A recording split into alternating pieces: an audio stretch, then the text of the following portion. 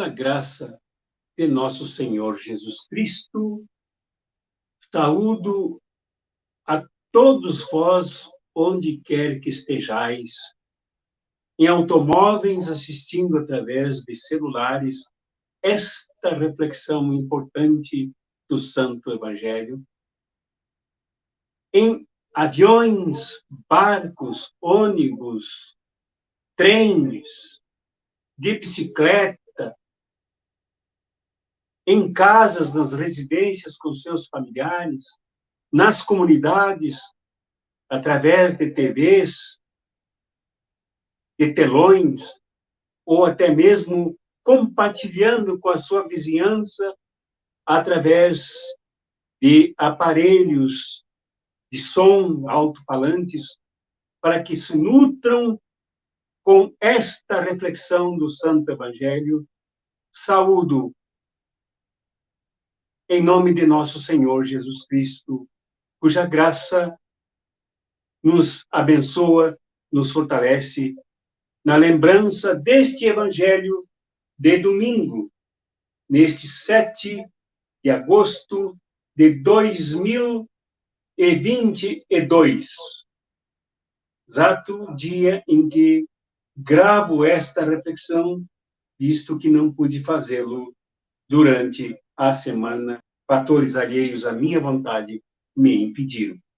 Esta é a reflexão do Evangelho, que é baseada em São Lucas, capítulo 12, do versículo 32 ao versículo 48, como mostra aqui este texto que destaquei para vocês.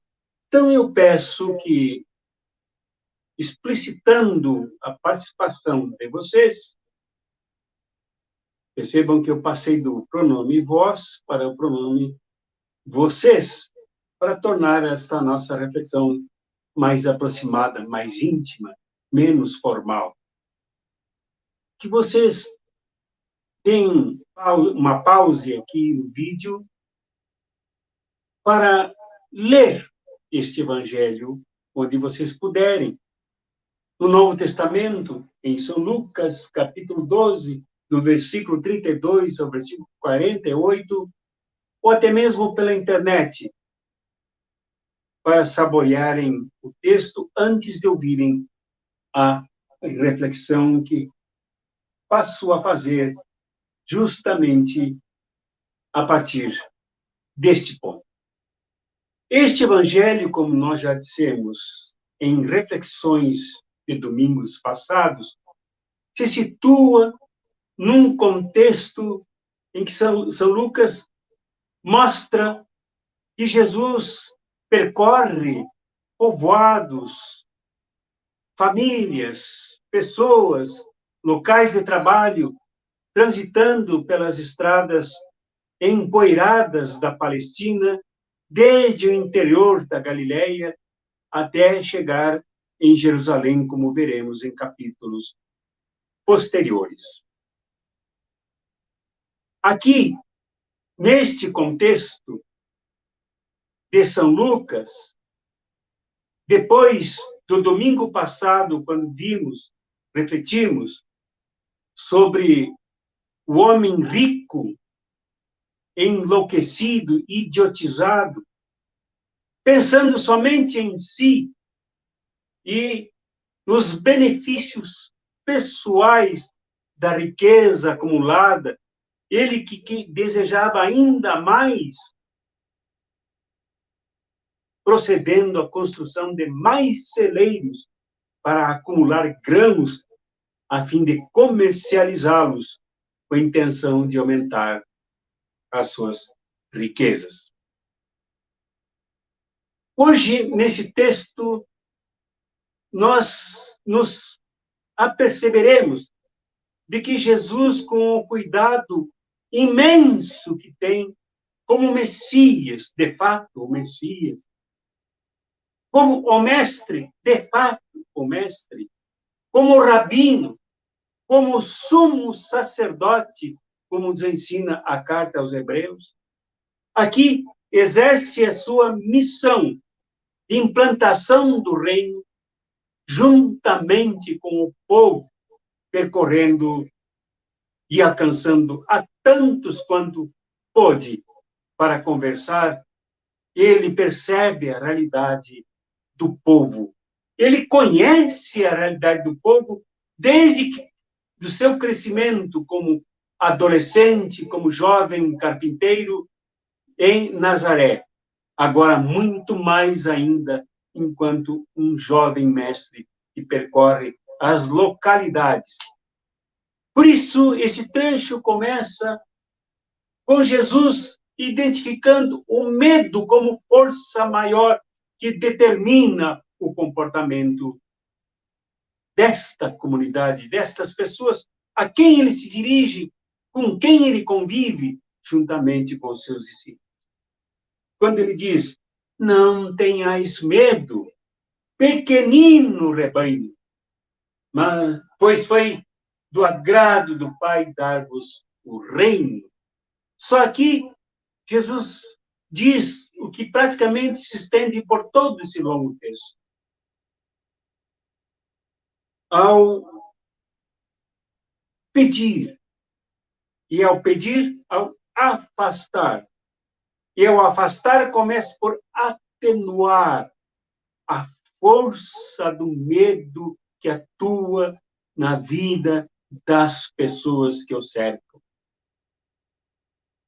Ao mesmo tempo que reconhece que o medo é força determinante do encolhimento, da timidez, da retração desse povo, ele reconhece que se trata de um pequenino rebanho. Por isso, o medo toma conta, parecendo maior do que a própria comunidade. Comunidade depois que passou a ser de Lucas. O medo aqui retrata a situação que vivia a comunidade de Lucas e os ouvintes de Jesus no momento em que ele falou. Esta comunidade vivia acossada. Este povo vivia amedrontado por ameaças absolutamente reais de acontecimentos ocorridos com derramamento frequente de sangue do seu povo por parte das tropas militares das legiões romanas que ocupavam essa situação. Isso se percebe ao longo do Evangelho e, notadamente, nesta fala de Jesus. Isto assusta. O pequenino rebanho é pequeno em termos de defesa. O pequenino rebanho é pequeno em termos de construção de saídas para tanta violência, tanta barbárie, tanto derramamento de sangue, por qualquer suspeita que tivessem os soldados romanos, que com a sua crueldade não se negavam a atravessar crianças, mulheres, velhos, homens, doentes, com as suas espadas sanguinárias e assassinas. Por isso, o medo toma conta. E a religião que aí cruzava todos os caminhos, em vez de ajudar, em vez de fortalecer, pelo contrário, assustava ainda mais com os fariseus, como já vimos em reflexões anteriores, sempre presentes, não só a ameaçar o povo e constantemente a chamar soldados para prender o povo, quando este não cumpria com os desejos e com o pagamento de impostos de um povo enormemente explorado pelo Império Romano e as suas todas violentas. Aqui, este povo intimidado não tinha saída por parte de ninguém. Por isso, Jesus aqui se torna absolutamente solidário. Ao mesmo tempo em que ele diz, não tenhais medo, noutra tradução, não vos amedronteis.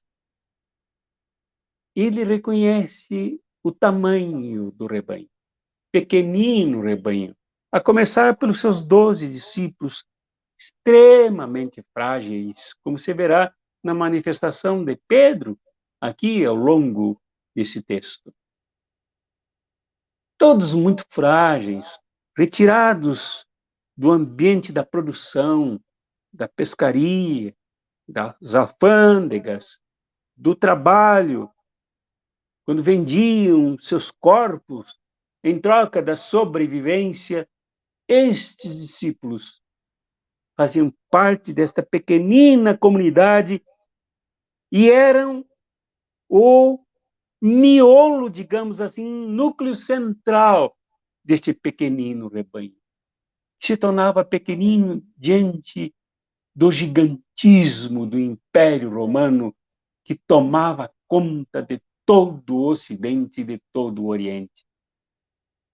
Quem eram eles para levantar os olhos e a cabeça diante de um gigante tão brutal e sanguinário? Senão um pequenino rebanho. Por outro lado, a olhar para o tamanho do templo que já chegou a impressionar os discípulos de Jesus, como narram os evangelhos, que elogiavam o tamanho das paredes, elogiavam a beleza das pedras, a beleza arquitetônica, a beleza da engenharia, como que esmagados diante da monstruosidade de um templo que servia aos interesses comerciais, empresariais, econômicos e políticos para também perseguir o povo e não para salvá-lo. Diante de tantos gigantismos, eis um pequenino rebanho. No entanto, Jesus não se coloca ao lado dos gigantes, dos monstros, não serve aos interesses dos gigantes e dos monstros, mas aqui, ao lado do pequenino rebanho, limpando-o, higienizando-o, descongestionando-o do medo que encolhe, do medo que assombra, do medo que gera sonhos pesados, pesadelos, o medo que gera sensação de perseguição constante, o medo que gera traições, o medo que gera dedos erguidos de uns contra os outros, o medo que fragiliza, o medo que desune, o medo que fraciona relações. Por isso, não temais. Esse não temais não é apenas um conselho, mas é a substituição do medo por algo que, em outro lugar, Jesus chamou de sementes do tamanho do grão de mostarda. Do reino de Deus que ele trazia, ele diz aqui com alegria, foi do agrado, foi da alegria, foi do prazer do Pai dar-vos o reino. E é este reino que limpa o medo, limpa esta sensação desta pequenez, esse complexo de inferiorização que esmaga. É o reino que levanta, é o reino que ergue, é o reino que coloca as pessoas numa perspectiva de fé. E não só de fé num Deus que venha socorrer, mas uma fé que levanta, que ergue, que emancipa, que coloca de pé, coloca na caminhada, coloca nas estradas, construindo táticas e meios de não se deixar apanhar pelos grandes, pelos gigantes, pelos poderosos que apequenam o rebanho. Este é o projeto do reino que Jesus veio trazer, que não era completo ali. Ele ali de certa forma, apesar de ser o Filho do Homem, como mais adiante diz São Lucas, apesar de ser aquele que veio do céu, apesar daquele sobre quem Lucas escreve que foi concebido pelo Espírito Santo, ele mesmo nunca se jactou, nunca se orgulhou, nunca se envaideceu com esta procedência, com esta originalidade e com a grandeza da sua missão. Ele sabia que o reino que ele trazia, que era do agrado do Pai, que agradava, libertando as pessoas, qualificando a vida das pessoas, este reino ainda não era pleno. Ou como gostam de dizer os teólogos, este reino é já, mas ainda não. Ele já veio, ele iniciou em Jesus, atua entre nós, mas ainda não é completo. Ele se completará ao longo dos milênios. Por isso Jesus disse, vós também ficai preparados, porque o Filho do Homem vai chegar na hora em que menos o esperardes. Nesse contexto de Lucas, atua a ideia de muitos pregadores, muitos rabinos, muitos mestres, muitas teologias, que na época amedrontavam o povo, amedrontavam as multidões, assustavam com a ameaça de fim de mundo, com o apocalipse, uma verdadeira hecatombe que desmancharia o mundo em chamas.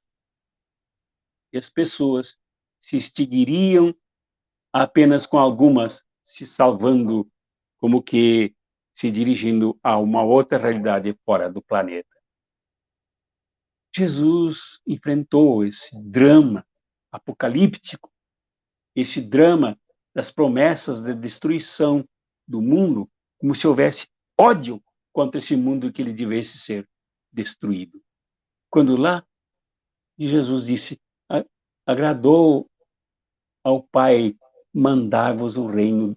Deus, pelo contrário, se agrada com este mundo, se agrada com essas pessoas. Sente prazer com este mundo que ele criou e cria, continua a criar. Sente prazer com o ser humano que ele criou e continua criando. E aqui é preciso esperar a plenitude deste reino, a complementação deste reino, a realização total e absoluta deste reino, marcado pela realização plena do amor, pela realização plena da justiça, um reino que não terá espaço mais para desigualdade. Diversidade sim, mas desigualdade jamais.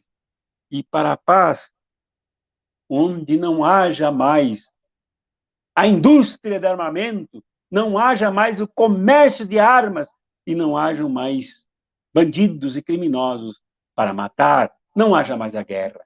Este reino trará a paz eterna para sempre, quando ele se realizar totalmente.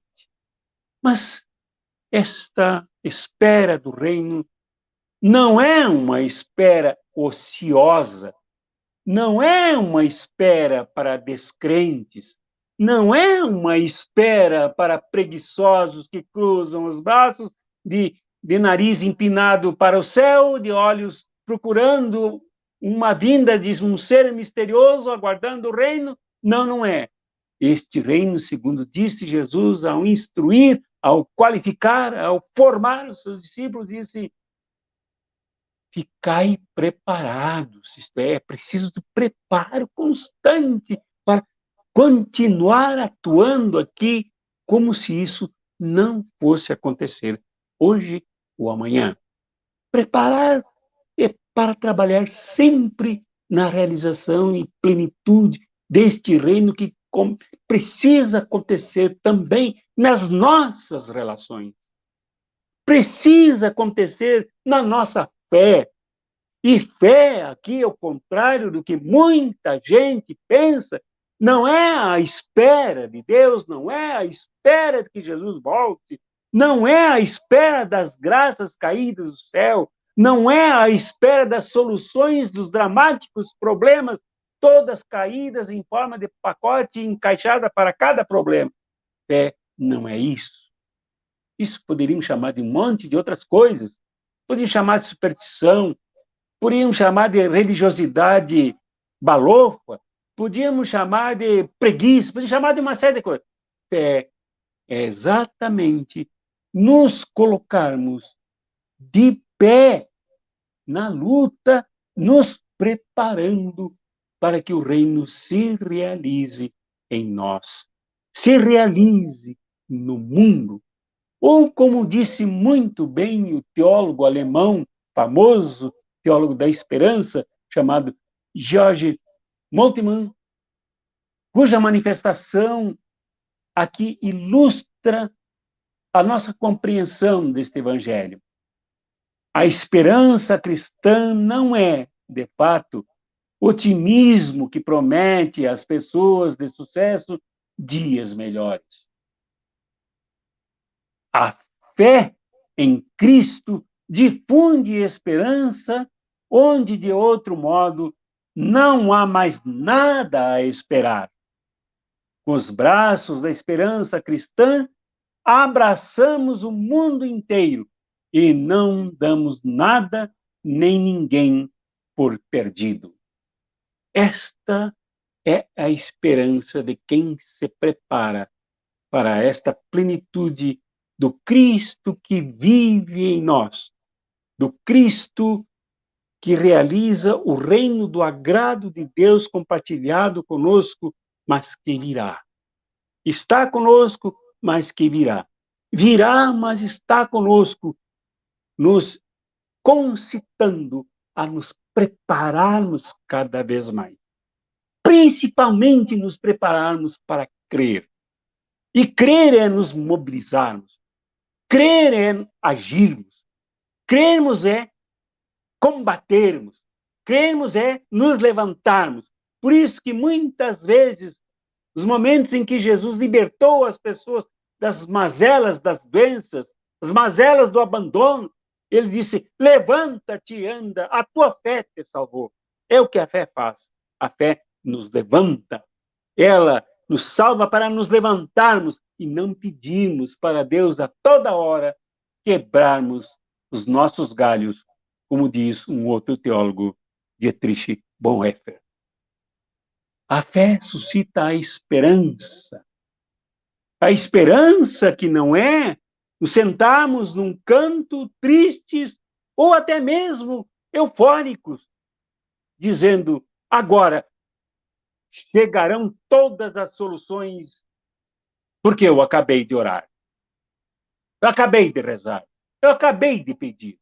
Não, a esperança é exatamente de crermos que o reino tem que acontecer, porque ele foi prometido e realizado em Jesus. Enquanto esperamos a sua plenitude, ela tem que acontecer na fé que mobiliza o amor ao próximo para que o reino aconteça ali onde ninguém mais tem esperança, onde ninguém mais luta, onde ninguém mais enxerga saídas. Este é o propósito do reino em nós, que nos reforça para crermos com esperança, nos reforça para esperarmos com fé. Esperarmos com fé enquanto agimos, realizando o reino em nós e nas nossas relações com as pessoas com quem convivemos, com quem lutamos, sobretudo, e no mundo tão chocado, tão sacudido, tão sombreado por tantas violências, sintomas da necessidade do reino, sintomas da necessidade de paz, sintomas de mudanças profundas de que esse mundo carece. Por isso, precisamos agir com fé. E a fé não é a busca de sucessos, não é a busca de vantagens pessoais, de sucessos pessoais, mas é a busca da justiça para todas as pessoas. Deus te abençoe, meu irmão, minha irmã. Guarde o teu andar. Mostre a cada passo como caminhar. Quando vir a noite, não puderes ver, seja Deus a luz para te guiar. E como bispo, pela graça de nosso Senhor Jesus Cristo, do povo de Deus, eu te abençoo em nome do Trino Deus, Pai, Filho e Espírito Santo. Amém.